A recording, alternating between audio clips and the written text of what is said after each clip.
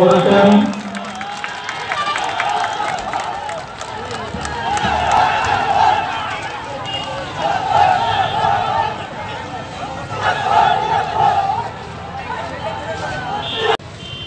অত্যন্ত ভালো লাগছে আজকে আপনাদের কাছে এসে।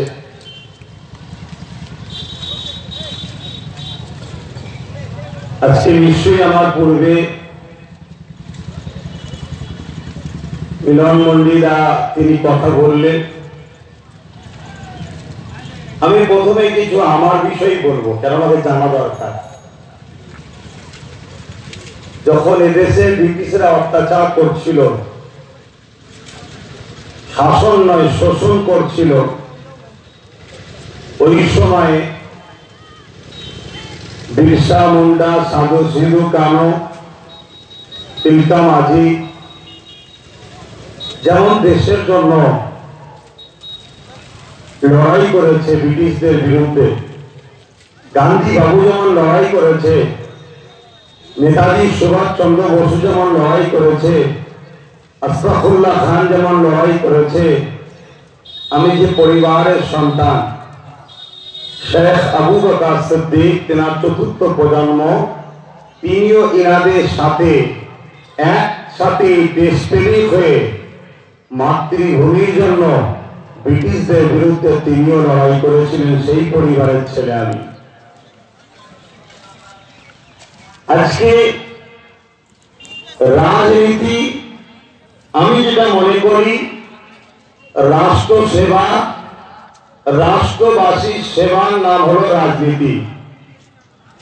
কিন্তু রাজনীতির নামে আজকে যে শোষণ নীতি চলছে, রাজনীতির নামে আজকে যে দুর্নীতি চলছে, রাজনীতির নামে রাষ্ট্রকে বিক্রি করার যে ষড়যন্ত্র চলছে, রাজনীতির নামে রাষ্ট্রবাসীকে যে দাসত্ব পরিণত গোলাম বানাবার যে প্ল্যান চলছে, সেটা দেখে একজন দেশের নাগরিক হিসাবে আমিও কর্তব্য মনে করি। তাই আমি বাংলার বুকে কলিকাতা শহরে 2019 31শে জানুয়ারি একটা অরাজনৈতিক প্ল্যাটফর্মে দাঁড়িয়ে 5 লক্ষ কম বেশি মানুষের জনসমুদ্র নিয়ে আওয়াজ তুলেছিলাম কয়েকটা দাবি। তার মধ্যে যে দাবিটা খুবই গুরুত্বপূর্ণ, সেই দাবিটা হলো বন সম্পত্তি, বন দপ্তরের টাকা, আদিবাসী বাবা মা ভাই বোনেদের সম্পদ, ওই টাকা আদিবাসীদের ফেরত দিতে হবে। 2019 31শে জানুয়ারি কলিকাতার রাজপথে যখন আওয়াজ তুলেছিলাম, সেদিন থেকে তারা বুঝতে পেরেছিল যারা আদিবাসীদের সম্পদকে হরণ করছে, যারা জল জঙ্গলের অধিকারকে হরণ করছে, তারা বুঝেছিল একদিন আমাদের জবাব দেবে। সেদিন থেকে তারা আমাকে আস্তে আস্তে করে চাপার চেষ্টা করছিল। কিন্তু একটা স্বাধীনতা সংগ্রামী চতুর্থ প্রজন্ম হিসাবে বাংলার জাতি ধর্ম বর্ণ নির্বিশেষে প্রত্যেকটা মা বাবা ভাই বোনেদের দোয়া আশীর্বাদে আজ আমাকে উঠতে পারেনি। আমি দেখলাম ডাক্তার বাবা সাহেব আম্বেদকর, যিনি আমার ভারতবর্ষের সংবিধান রচিত করেছেন, যিনি আমাদেরকে শিক্ষা দিয়েছেন ভিক্ষা নয়, চাওয়া নয়, অধিকার নিতে গেলে কেড়ে নিতে হয়, তাই তিনি আমাদেরকে জানিয়েছেন যে একটা ভোটের ক্ষমতা কতটা রাখতে পারে। তাই আমি ভাবলাম যে অরাজনৈতিক প্ল্যাটফর্ম তৈরি করে কখনোই নাগরিকদের জন্য লড়াই করে কিন্তু প্রকৃত অধিকারটা পাইয়ে দেওয়া যাবে না। তাই ইন্ডিয়ান সেকুলার ফ্রন্ট ISF নামক এই দলটা তৈরি করলাম। সেই দলের কিন্তু আমি কোন রাজনেতৃত্ব পদে নাই, অর্থাৎ এখন যে দাঁড়িয়ে আছি, একজন নাগরিক, একজন দেশের নাগরিক, একজন বাংলার সন্তান। আমি আমার মাতৃভূমির জন্য দাঁড়িয়েছি, আমার বাংলার জন্য দাঁড়িয়েছি, আমার বাংলার মা বোন বা ভাইদের জন্য দাঁড়িয়েছি, একটা নাগরিক হিসাবে দাঁড়িয়েছি। আজকে আইএসএফ এই দল প্রতিষ্ঠিত করে এই দলের যাকে প্রেসিডেন্ট বানালাম, তিনি একজন সিমল সোরেন আদিবাসী সম্প্রদায়। কারণ আমার দেখা মতে আদিবাসী, দলিত, মুসলিম এরা অন্য দর্শনের থেকে আরো বেশি পিছিয়ে আছে। তাই আমি একজন সিমল সোরেন, তিনাকে আমি এই দলের প্রেসিডেন্ট করলাম এবং এই দলের চেয়ারম্যান করলাম নওশাদ সিদ্দিকীকে। আর একটা পদ সর্বভারতীয় একটা সাধারণ সম্পাদকের পদ রয়েছে, সেই পদের জন্য একটা হিন্দু সমাজের এডুকেটেড পার্সনকে রাখার জন্য ফাঁকা রাখা হয়েছে। ভোটটা হঠাৎ করে ঘোষণা হলো, তাই এদিকে নিয়ে এখন ব্যস্ত। আমার স্বপ্নটা কি?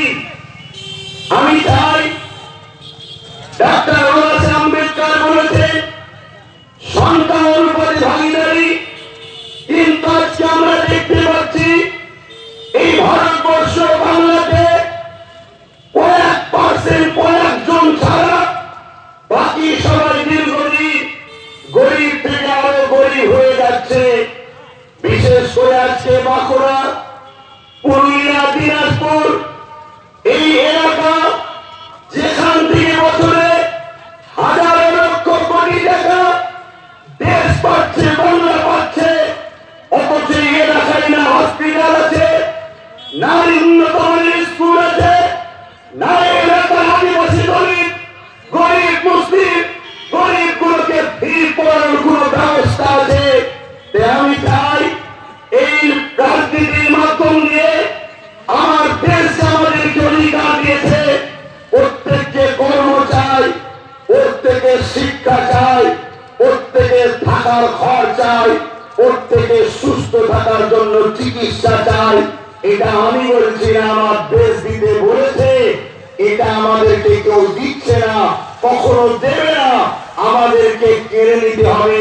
এজন্য আমরা ঐক্যবদ্ধ হয়েছি। এই জায়গায় যখন বাংলার অলিতে গলিতে চিৎকার দিচ্ছিলাম, এই চিৎকারের সময় বাংলার নেত্রীকে বলেছিলাম যে আপনি আসুন, আপনি তো বলছেন জঙ্গলমহল হাসছে, আপনি তো বলছেন পটুয়াদের সমস্যা মিটছে, আপনি তো বলছেন মুসলমানদের 99% হয়ে গেছে, আপনি আসুন এক জায়গায় বসে আমরা আলোচনা করি। জঙ্গলমহলে, পুরুলিয়া, বাঁকুড়াতে আপনি তখনই জেলার হবেন যখন আপনি বড় বড় হসপিটাল তৈরি করতে পারবেন, বড় স্কুল করতে পারবেন, আর সেখানে লেখা থাকবে প্রত্যেকটা আদিবাসী সমাজের মানুষদের জন্য ফ্রি পড়ার ব্যবস্থা, ফ্রি চিকিৎসার ব্যবস্থা। সেদিন জানবো আপনি প্রকৃত দেশের জন্য একজন উপযুক্ত কাজ করেছেন।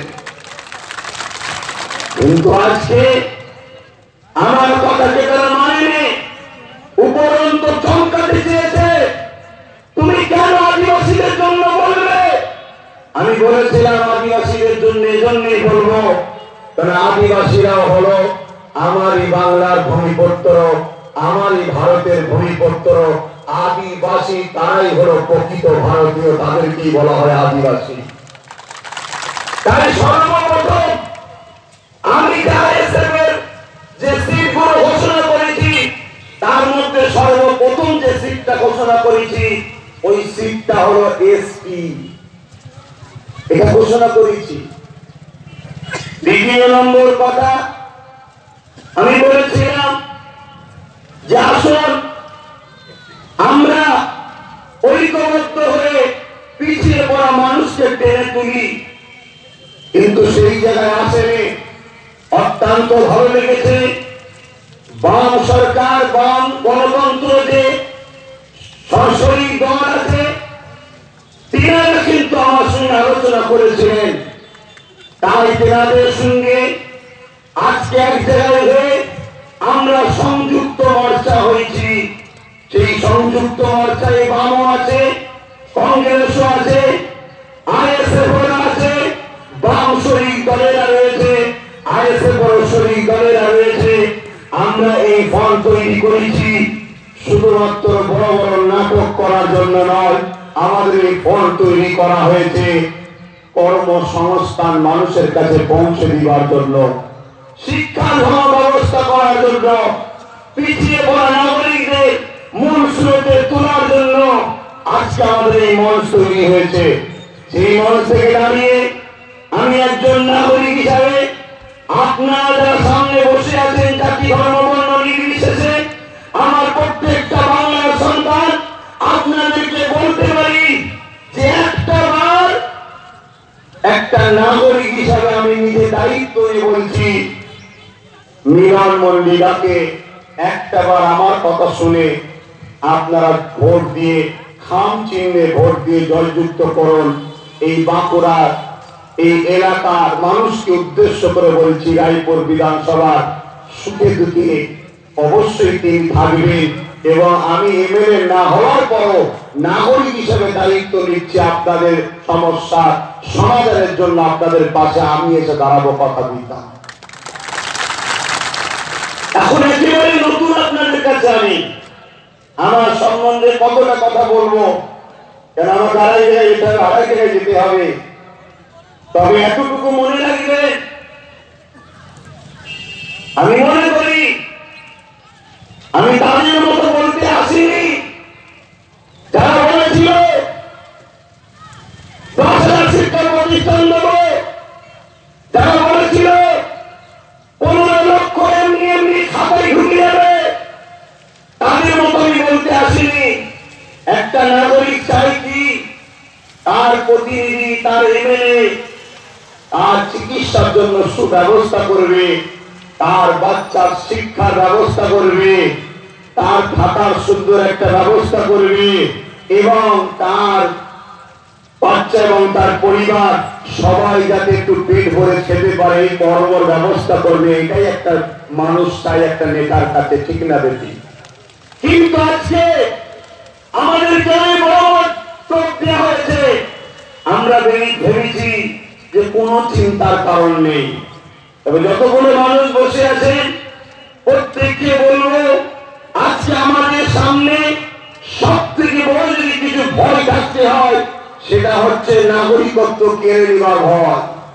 আমি আপনাদেরকে ভয় দেখিয়ে আমার বিজ্ঞানবয়ের কোনো শখ নয়। আমি রাজনীতির দল খুলেছি এখনো 2 মাস বয়স হয়নি, তার আগে থেকেও চিৎকার দিয়ে আসছি যে জঙ্গলমহল বাঁকুড়া পুরুলিয়ার মানুষ আপনারা তৈরি হন, সতর্ক হন, ভাবুন। কেন আপনাদের ভাবতে হবে? না ভাবলে আপনাদের পরের প্রজন্ম ভোগ করবে না। আজকে যে নামে নাগরিকত্ব কেড়ে ক্যাম্পে হওয়া ষড়যন্ত্র, এটা অ্যাকচুয়ালি কি আপনি মনে রাখবেন? পুঁজিপতিদের ধরে খুশি করা, দূষণ করা ছাড়া অন্য কিছু নয়।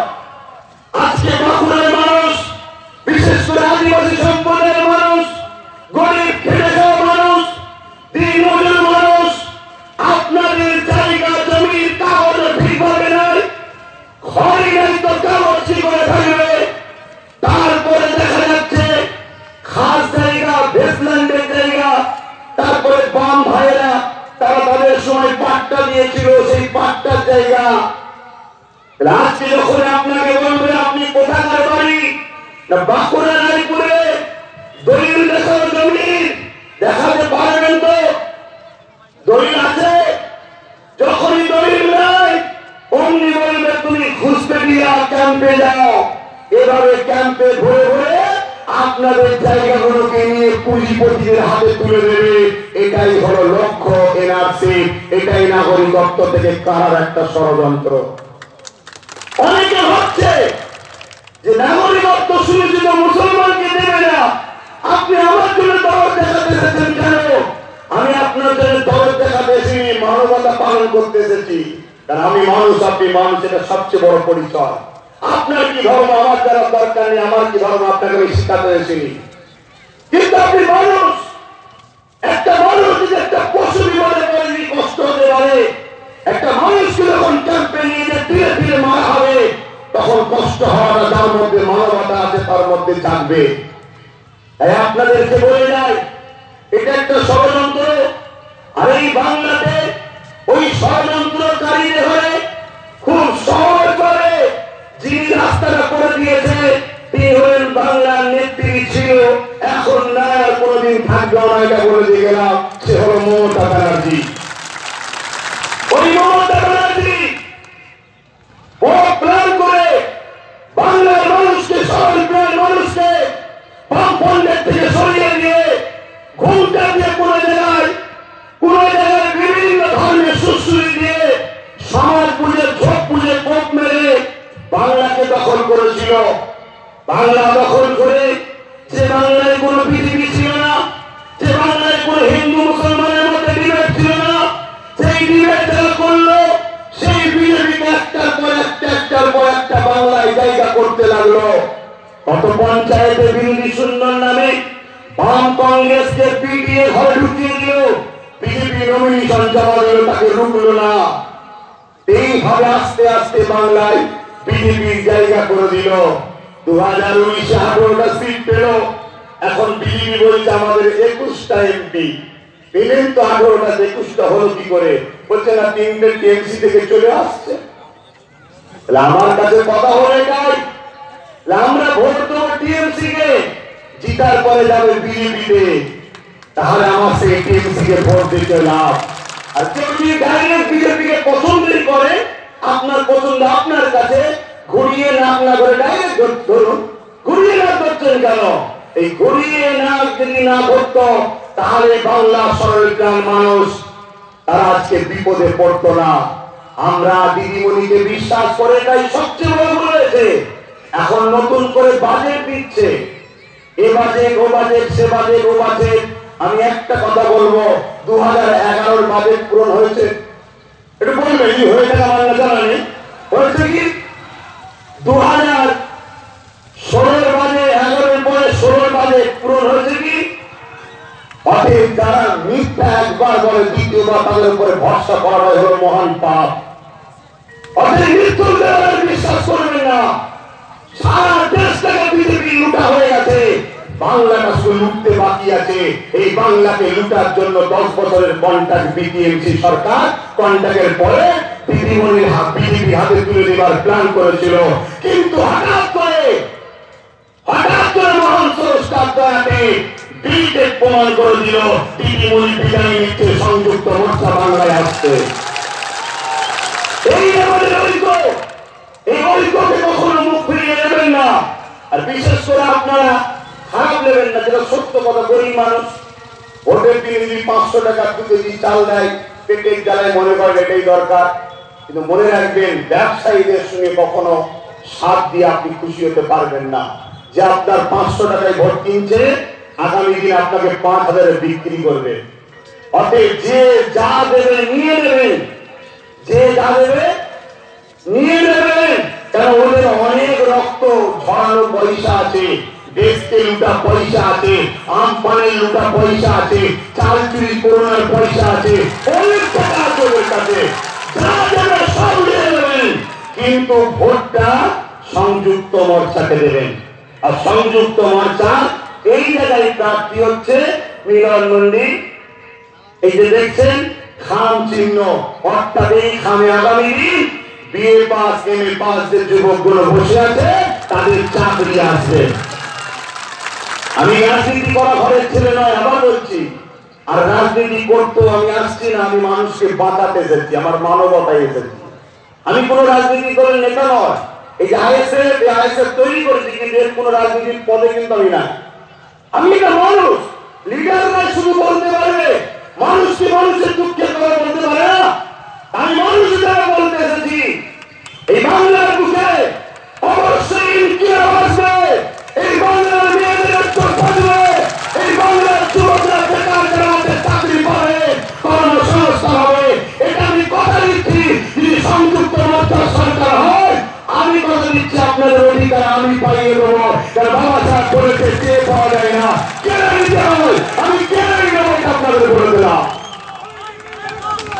এই জায়গায় জাতি ধর্ম বর্ণ নির্বিশেষে ছোট্ট ভাই মনে করে, আর আমার আম্মা বাবারা যদি সন্তান মনে করতে পারেন, কারণ প্রথম দিন হয়তো সব গুছিয়ে বলতে পারলাম না, যদি কোনো একটা জায়গায় সন্তানের ভাগ মনে করতে পারেন, বিশ্বাস করতে পারেন, আপনি ভোটটা আমার দাদাকে এখানে দিন, মিলন মন্ডিকে খাম চিহ্নে ভোটটা দিন।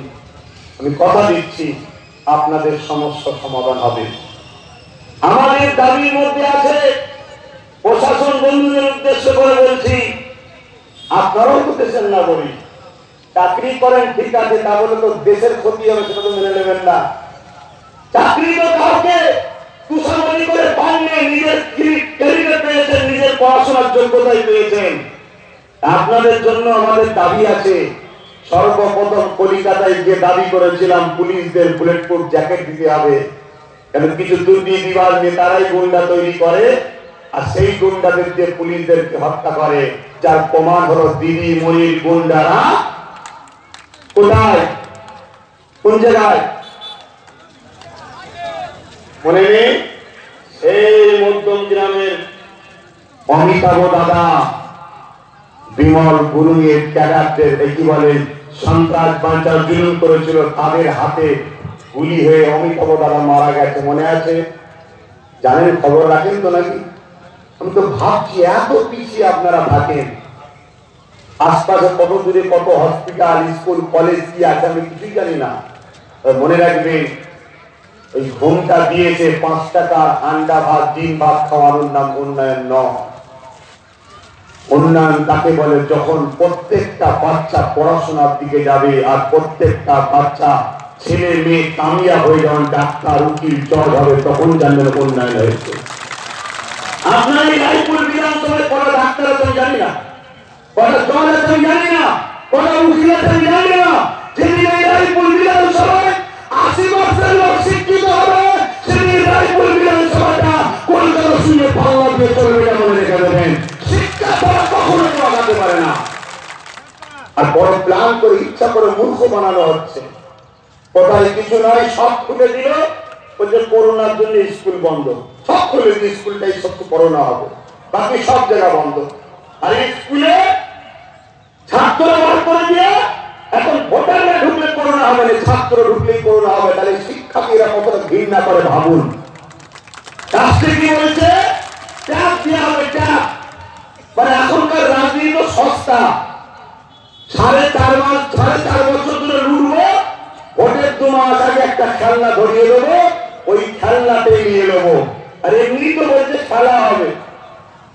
আর দিদি বলেছে আমি গোল লক্ষ্য খাবো, পায়ে চড়ছে, হুইল চেয়ারে বসে আছে, তো ফটাফট গোল খাবে। গোল লক্ষ্য কিন্তু নেই। তবে আপনাদেরকে বলে যায়, আনন্দেতে ফুর্তিতে পেটের খিদে কিন্তু সমাধান হবে না। খেলা হবার নামে, গান বাজনার নামে, মেলার নামে, বিভিন্ন ফাংশনের নামে তোমাদের ঘরে ভুলিয়ে রাখছে এদের দুর্নীতিবাদ কর্মকাণ্ড গুলোকে। তাই ভুলে যেও না ইতিহাস। সামনে ইলেকশন, এই ইলেকশনে একটা ভোট মানে তোমার দেশের ভবিষ্যৎ, একটা ভোট মানে আপনার বাচ্চার ভবিষ্যৎ, একটা ভোট মানে আপনার কর্মসংস্থান, একটা ভোট মানে আপনাকে মিথ্যা মাওবাদী মামলা দিয়ে জেল থেকে বাঁচার ব্যাপার। একটা ভোট, শুধু কিছু হয়নি বলে মাওবাদী বলে ফাঁসিয়ে দিল। একটা ভোটের গুরুত্ব অনেক আছে। তাই এই জায়গাতে দীর্ঘদিন আপনারা অনেক কষ্ট করছেন। প্রশাসন বন্ধুদের বলবো, নিরপেক্ষভাবে ল অ্যান্ড অর্ডার ফলো করে মানুষের স্বার্থে মানুষের পাশে আছেন, আগামীতেও থাকবেন। কারো রক্ত চোখ দেখে আপনারা মাথা হ্যাট করবেন না, কারণ আপনাদের সম্মান মর্যাদা দেশবাসীর কাছে অনেকটা উপরে। তাই আমরা চাই প্রশাসন বন্ধুদেরও কম করে 50 থেকে 60 দিন ছুটির ব্যবস্থা করতে হবে। সেটাও এই সরকার আসলে করা হবে, এটা আমাদের আলোচনার মধ্যে হয়েছে।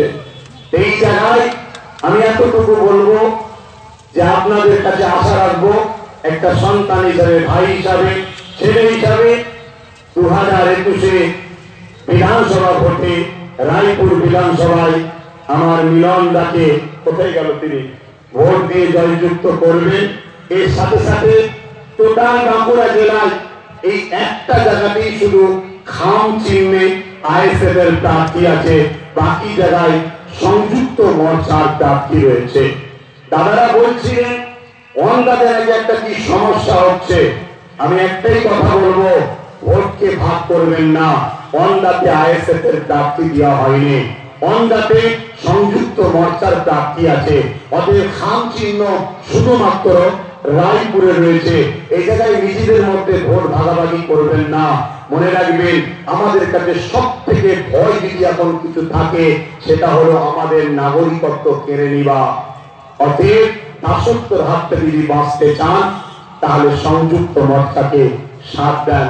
এই সংক্ষিপ্ত বক্তব্য দিলাম। যদি কেউ ব্যথা লাগে, ছেলে মনে করে, সন্তান মনে করে ক্ষমার নজরে দেখবেন। হয়তো রাজনীতিতে এই ক্ষমার নজরে বলাটা আপনাদের কাছে হাস্যকর লাগবে, কেন আমি আগেই বলে দিয়েছি এখানে ব্যথা নিয়ে এসেছি, কোন পেশাগতভাবে রাজনীতি করতে আমি আসিনি, মানুষকে বাঁচাবার জন্য আমি এসেছি। ভালো থাকেন। ভারতবর্ষ জিন্দাবাদ, রায়পুরবাসী জিন্দাবাদ, বাঁকুড়া জেলার মানুষ জিন্দাবাদ। ভালো থাকেন। এখনো বক্তব্য হবে তো? হ্যাঁ, আপনারা বসুন, এখনো বক্তব্য হবে, এখন বসুন। সভা করবে, আপনারা বসুন। আমাদের আমরা আব্বাস সিদ্দিককে আমরা তার এই বক্তব্য রাখার জন্য সেই ধন্যবাদ জানাচ্ছি। আপনারা বসুন, সভাটা এখনো চলবে, সভা চলবে, এখনো সফলে যাবেন না। বসুন বসুন। এরপরে আপনাদের সামনে বক্তব্য রাখি।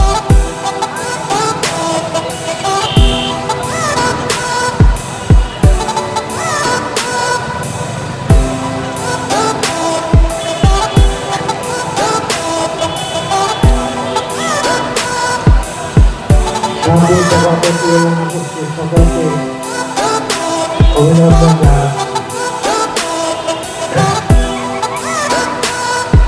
বন্ধুরা, সারা পশ্চিমবাংলা জুড়ে জঙ্গলমহলের পক্ষ চলছে। কেউ বলছে হাসছে, কেউ বলছে কাঁদছে, আরো কত, কিন্তু আসল জঙ্গলমহল হচ্ছে এখানকার শুরু করেছিল মাওবাদীরা এখানে, এবং তারপর থেকে চারপাশে কিছু কিছু দেখবে। কিন্তু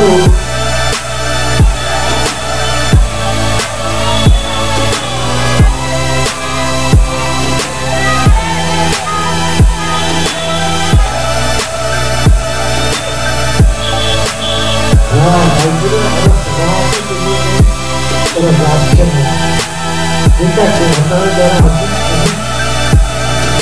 জঙ্গলমহলের আসল ব্যাপারটা হচ্ছে এখানে ফোন করেছে সিপিআইএমের যারা নেতা, এখানে তার গল্প করে বলার না, মিথ্যা কথা বলারও দরকার। এখানে কালকে একটা মিটিং হয়ে গেছে, সেখানে নাকি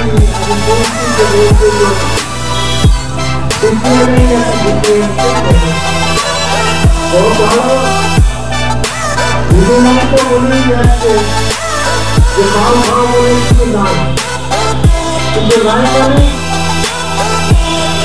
তাহলে এত সব ফোন যখন কোথায় হচ্ছে, যখন এলাকায় ফোন করছে, রাস্তা বন্ধ করছে, তখন আমরা দেখতে পাচ্ছি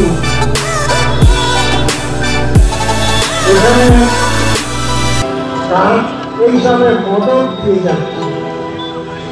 আমরা এখানে একটা সভা করেছিলাম, সমস্ত পার্টিতে ডেকেছিলাম, এই সন্ত্রাস বন্ধ করার জন্য আপনাদের মতামতটা কি। সেখানে সমস্ত পার্টির লোকই এসেছিল না, তৃণমূল আসেনি। আমি ব্যক্তিগতভাবে নেতাকে বলেছিলাম, তারা কিন্তু আসেনি। বলছে আমাদের লোক কিছু কিছু সমর্থন করে, আমরা কি বলবো, বললে তো সমালোচনা হবে।